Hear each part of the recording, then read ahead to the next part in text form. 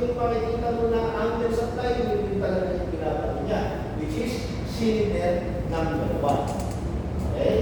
So ngayon, ano yung magiging timing ng number 5, number 2, number 6, kung number 1 lang naman yung ginagawa niya? Sabi ko, calculated. So paano yung calculation set? Okay? Kailangan, malaman niyo muna, kung kayo mag-compute, alamin niyo ilan yung cylinder. Okay? So, let's say 6 cylinders. So, ang gagawin ninyo is, yung cylinder unit natin, pag in-arrange nyo as per firing order, doon nyo makikita yung angle difference ng bawat isa.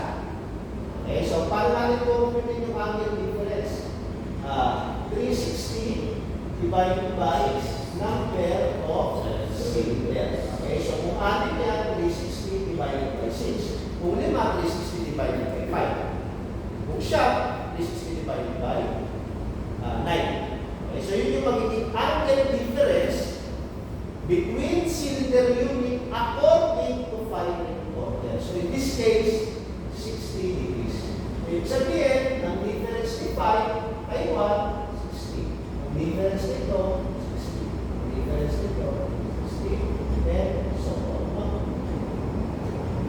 So number 1, difference nila by number 60. So kung i-total nyo, ang sinasabi ay 0 degrees, si number 1 ang nasa 0 degrees. So yung mga MPC ninyo, ang narisip niya ay ito lang. Okay. Ngayon, cylinder number 5, CCU5, narisip yung number 1 angle. So ilan ba ang difference ni 5 kay number 1? 60. So yung sabihin, behind siya ng 60 degrees kay 1. So ang angle niya is 300. So 0 minus 60. Okay. Ilan naman ang difference ni number 3 kay 1? So ibig sabihin, kapag ang number 1 ay nasa 60 degrees, si number 5 ay nasa TDC. So ayan yung makikita nyo sa flywheel, nasa 60 degrees sa ilalim ay nakalagay 5 TDC. Okay?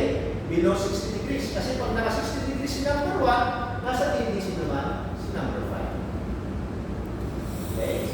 So kung maalala nyo yung usual kasi nagagamit yan sa auxiliary engine sa generator natin, di ba? Pag nagtatapit, eh wala kang tapit sa sa MC. Kapag nagtatapit, lagay mo sa number 5. Diba? Eh, yung number 5 tinititan, hindi yung angle. Okay? Although dalawa yung TDC nyo, no? Isang totoong TDC na pagtapit sa kayong isang hindi kasi force ko.